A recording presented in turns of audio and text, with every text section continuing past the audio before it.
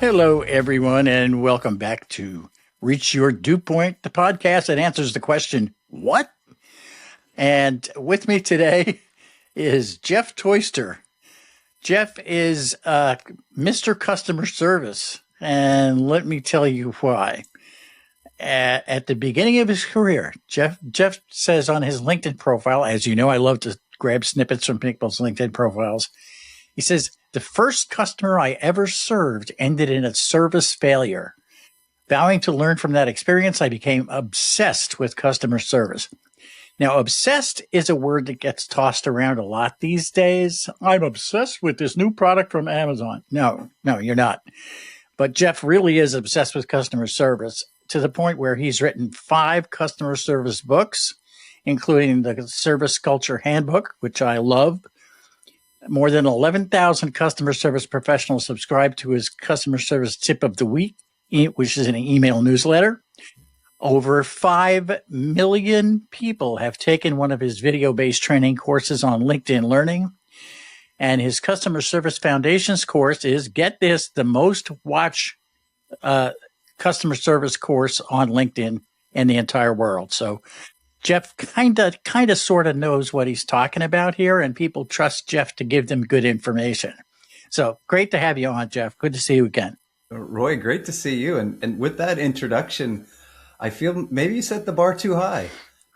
Next time, how about here's some guy, and we're going to talk about some stuff. That would be, the podcast that has a guy that talks about some stuff. That might be a thing. That might be a thing. Well, today, one of the things we're going to talk about, actually, a lot of what we're going to talk about is this new book that you have out. And it's Human Service is the title, and the subtitle is The Skills AI Can't Replace. And I think a lot of people want to know about that these days. And as we were chatting beforehand, I said that you really go into why that is, that what the skills are, how AI does really well and how it doesn't do so well. And I really think that people need to know some details around that. And you do a great job of getting into it. But one of the things that you talk about a lot in the book is transactional humans or transactional people. And so maybe you can explain a little bit about the difference between a transactional person and what you consider a human. Sure. Well, Roy, I think you're a great example of a human, and just that we're having this conversation today is already a delight. In customer service, I think we have this kind of nasty middle ground, which is the transactional human person is someone who is a person, but they act more like an uncaring robot. And what I mean by that is they're happy to say, I can't do that. They don't make any effort to create connection or build rapport. They're not interested in understanding your unique needs, especially if they're complicated or there's emotions involved. They're just going through the motions. And the human is someone who stands out by adding real human value to the experience. They try to create a connection with you. They try to understand you. And they're your advocate. Excuse me. I'll give you a real simple example. I was overcharged by $12. It was an automation failure, and I wanted my $12 back. And so I tried to use automation. There wasn't a way for self-service. So I had to call. And the first person was a transactional person. They said, that's not my job. That's not my department. I'll transfer you to someone else. Okay. The next person, not my job, not my department. And I try to say, wait a minute. I just got that message. Surely you can make sure I get to the right place. Nope. Third person. And you know exactly what they said. Not my job, not my department. Now this is getting ridiculous. This is $12 and I'm an hour in on the phone call. Now it's just about principle. I finally get to Ramona. I don't remember the other transactional people's names, but I remember Ramona's name because she was a human. She starts the call with that I've got you energy.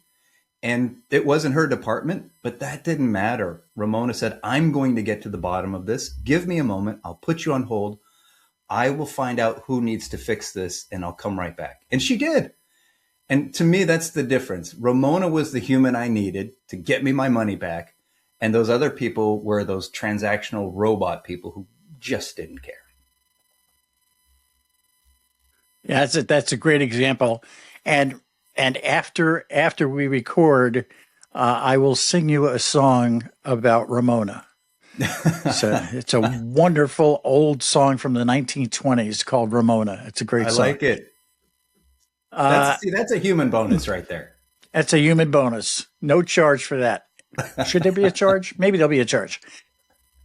So when do customers need human help? Now, along the way, along my path of Yeah. doing customer service and customer experience work, I've always, I've looked into the technical side of things and looked into what makes people call rather than write or use a chat bot rather than a human, whatever. And one of the things I've always said is that complexity drives channel choice. Mm-hmm. And you go into that a little bit in the book, but there's more to it than that. So when do customers need a human? Well, I think Roy, you've got a great start there. Complexity drives channel choice. And before I dive into it, would you mind sharing a little bit more about what you've seen? Because I think you're onto something really important in terms of complexity driving choice.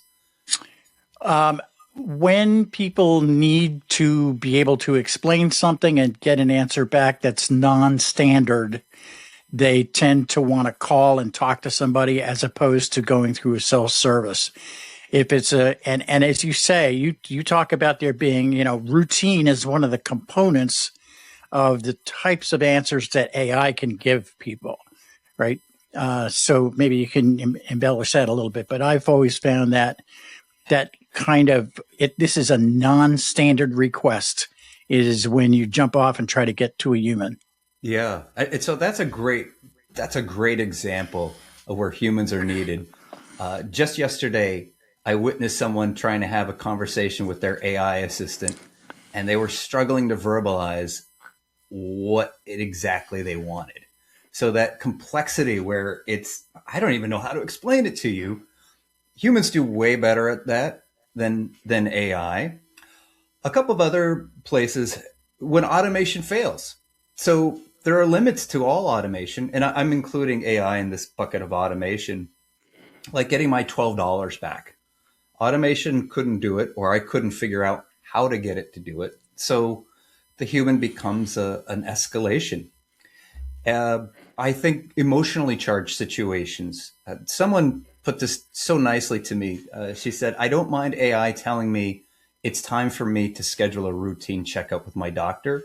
I don't want AI telling me I have cancer. So that there is an emotional kind of arc to this is simple. This is, I really need a human. And then I think the wild card is just anytime a human adds that additional value. If I'm getting a quick bite to eat at a fast food restaurant, maybe I don't need a human to be part of my experience.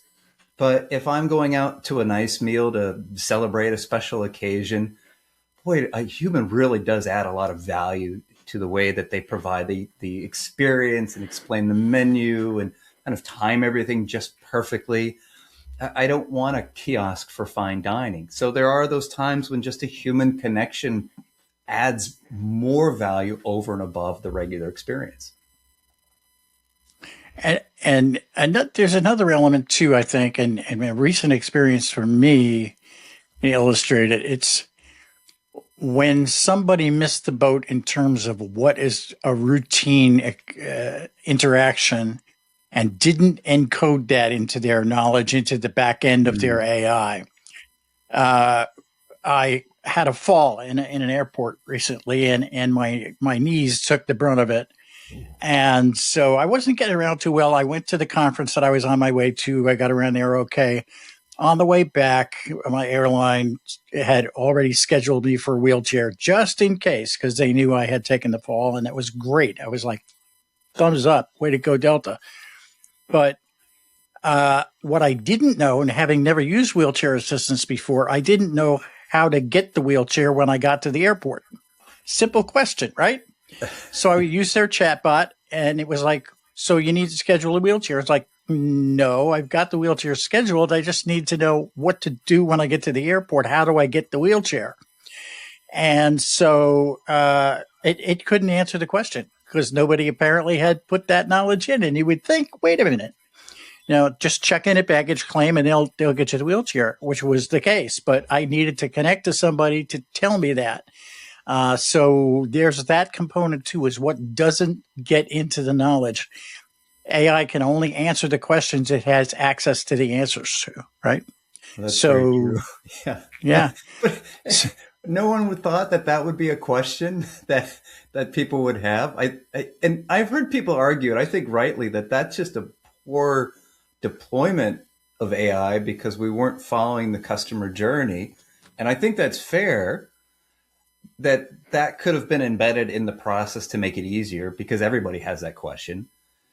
But there will also be another question that no one has thought of. Maybe really is a unique question, and that will come up, and there needs to be that escape hatch to say, this isn't working. Can I get a human?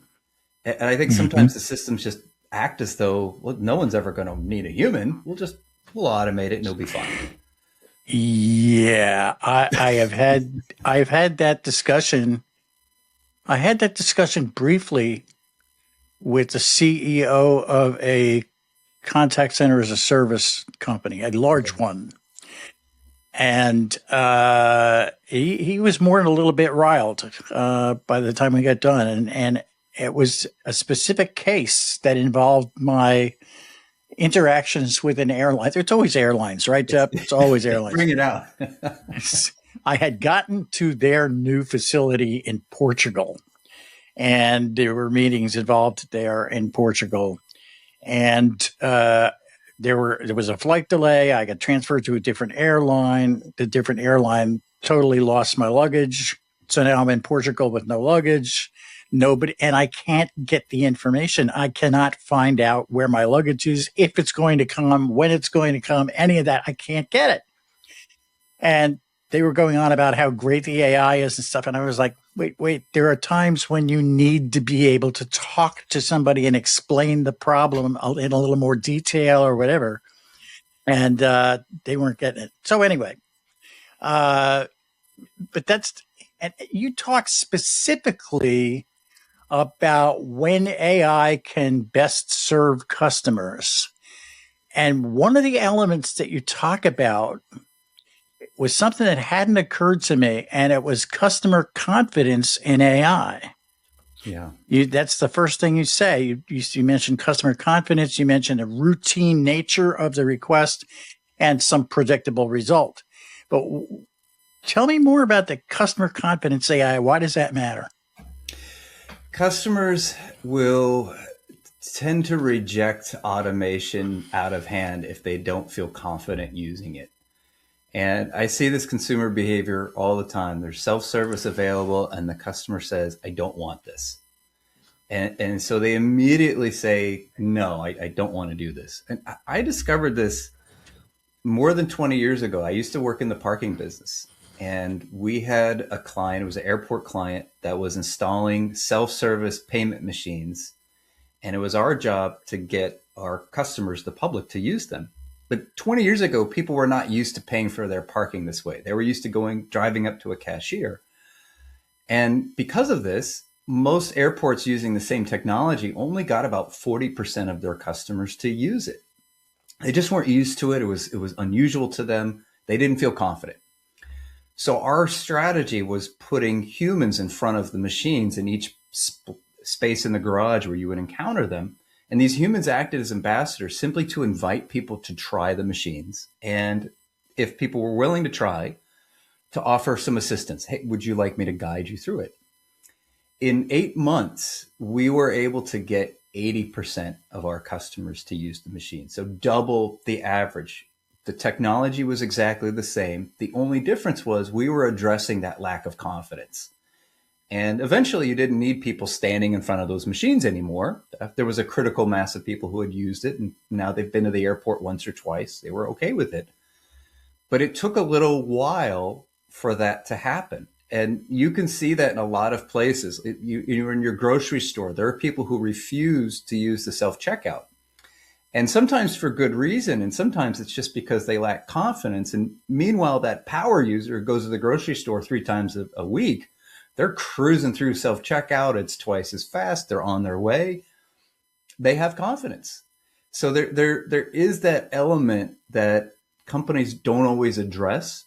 And if they were to address that confidence, they would probably get more customers to use self-service for routine tasks. I've seen a little bit of that. I'm going to draw an analogy to something that I worked on where an organization, a substantial organization, was moving to a new system of email. And one of the things that I did was provided training for all the people in the organization to have the opportunity to try the new system before we even started installing the stuff. So people would have an opportunity to see what it was going to be like to do it. And that's your guides and ambassadors that were at the machines, right? Same idea. Yeah. Give them a look, get them to trust it. So when you have these interactions and the humans need to get involved, what are the skills that the people need to have? What are the most important ones that the human service representatives need to have? I think there's 3 general skill sets, and these are broad skills. First is connection. And the specific skills that fall under connection are things like greetings or building rapport. I don't know if we always think about why that's important, but if you observe customer interactions, when someone creates a connection with you, you trust them more. You're more willing to accept their guidance and their service. You are more likely to think better of the experience. And when you don't have a connection, then customers tend to be more guarded. They tend to be more judgmental of the service they're receiving. They tend to be less likely to go along with whatever solution is provided. So connection is really that starting point of, we just feel like we're on the same page. The second skill set is understanding. And understanding is a set of skills that include listening, reading comprehension, but it goes deeper than just what did the customer ask for, because customers are notoriously bad at describing their story, their needs. So understanding the human super skills really are discovering customer intent, not just what the customer is asking for, but what are they really trying to accomplish? And also the emotions behind it. So empathy, what is this customer experiencing? Are they happy? Are they angry? Are they frustrated, confused? If we can understand those emotions, we can take steps to help them feel better or keep those positive emotions where they are. And then the last skill set is advocacy. And this is simply caring about the experience that the customer has. AI does not advocate for customers. It follows a program. Transactional humans also don't advocate for customers. They're just going through the motions. But a true advocate will look for solutions that aren't part of the normal process, like Ramona I told you about earlier. It wasn't her department. She didn't even know the regular procedure, but she was determined. She was going to get me my $12 back, and she did. And that's advocacy. So it's the connection, it's the understanding, the advocacy, and those skills are used in almost every customer interaction that involve a human. And that, to go a step beyond, and in the world of customer experience, we're talking about service here, but in the broader world of customer experience, that advocacy can sometimes be translated into the advocacy of customers for a particular brand or a particular product. They turn into brand promoters themselves, which is something every organization would like that word of mouth to spread too. Advocacy is a really important concept.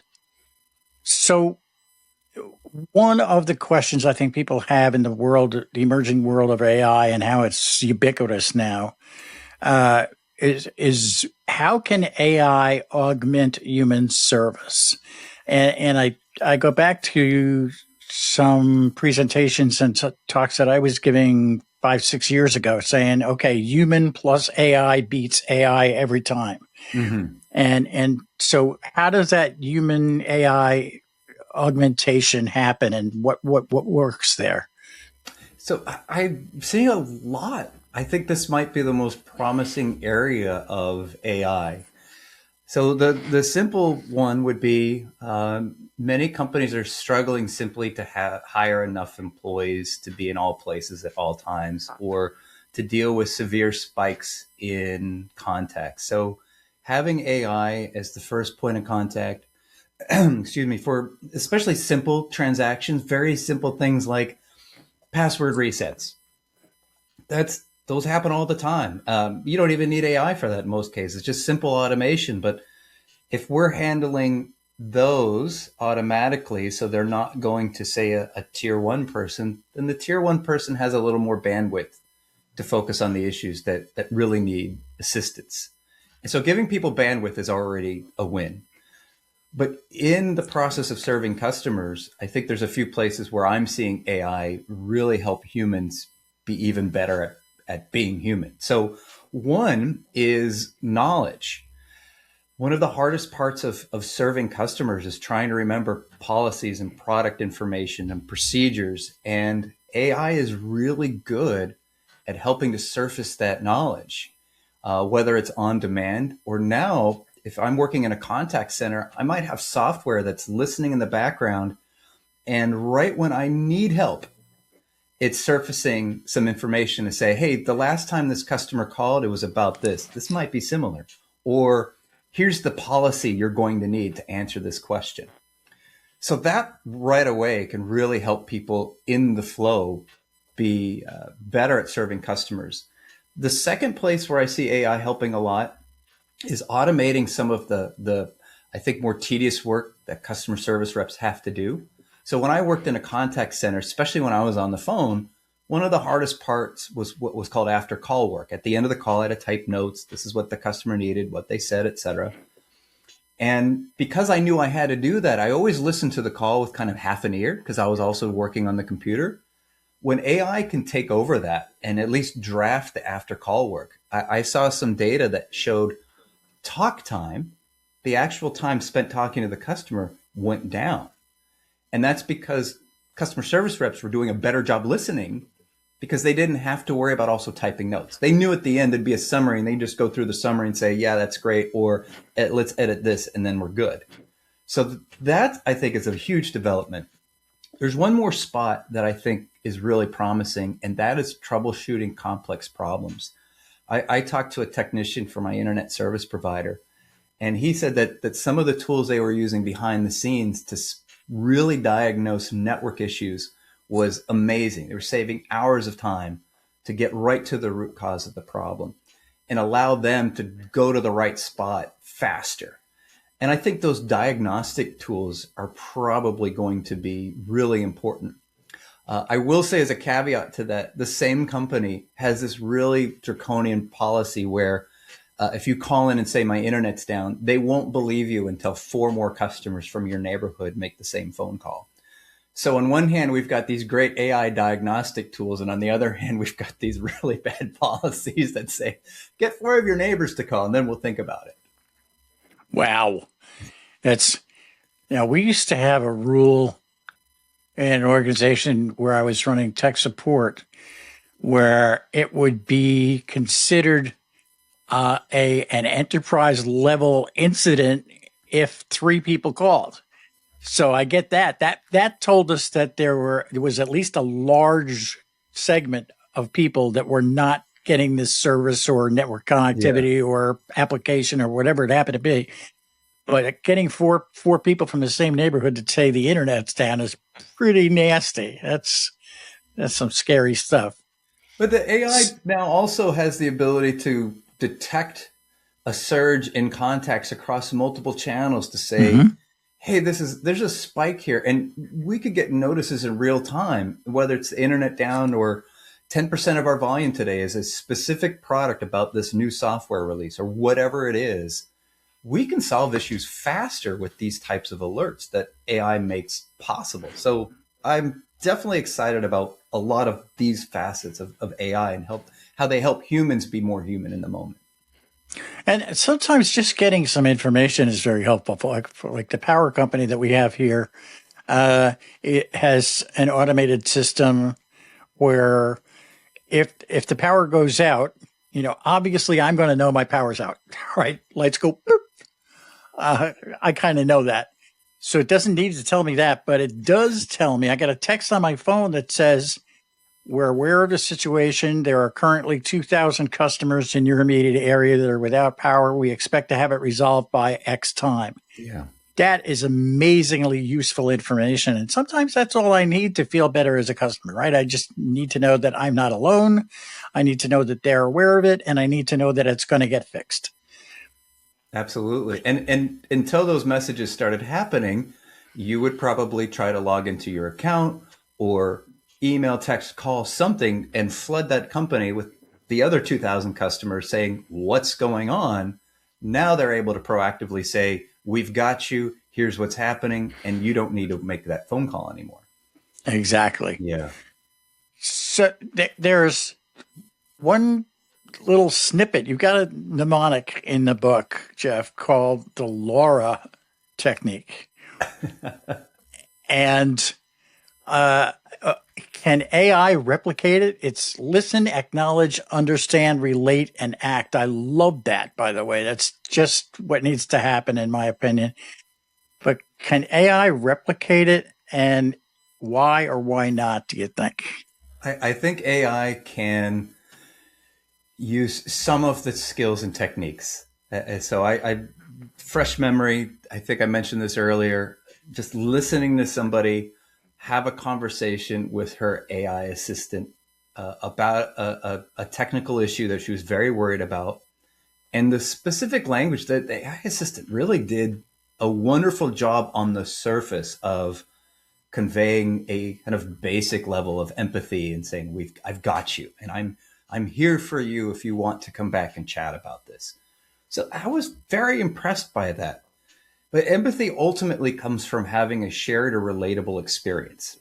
And so you have to program that into AI because AI has never had that experience and never will. It doesn't have the human experience. And so listening, for example, listening is more than just trying to hear the customer message. It's understanding the intent, the unspoken needs, the words behind it. Those are higher level human skills. The acknowledging it, I think that part AI can do just fine. But the understanding and relating, say, you know what, I've been there. I've lost my luggage as well, and I know exactly how that feels. And here's something that helped me feel a little bit better when that occurred, or this is something that I did. That's AI doesn't have that experience. It can regurgitate other people's experiences. So I think it's getting there and getting better, but there are still those unique qualities where a human's going to make you feel a lot better in those highly charged emotional situations. And that's why I noticed, this person who's talking to her AI assistant, she felt better. She really did. But then she kept going to humans for validation to say, hey, is this right? What do you think about this? And it turns out the issue is much more complex than the AI assistant was able to suss out. And I recently had an exchange on social media with somebody who could not understand why I considered empathy to be an important component of human service versus AI. But AI can have empathy. Well, no, it can't. It can sound like it has empathy. It can emulate empathy, but it can never have empathy. Well, it can say the same things. Yeah, but that's not quite the same thing. So exactly so. Thank you so much for that. So I think we'll wind up here by coming back to where we started, which is this book, Human Service, and the skills that AI can't replace, which is what everybody wants now, right? Because we're all concerned about losing our livelihoods to AI, and some of us will, or at least the current jobs, and they need to know what it is that differentiates us from AI so that we can plot our course forward. So thanks for being on the podcast, Jeff. Great to talk to you again. And we'll chat more soon. That sounds good, Roy. It's always my pleasure. I appreciate you. Thank you.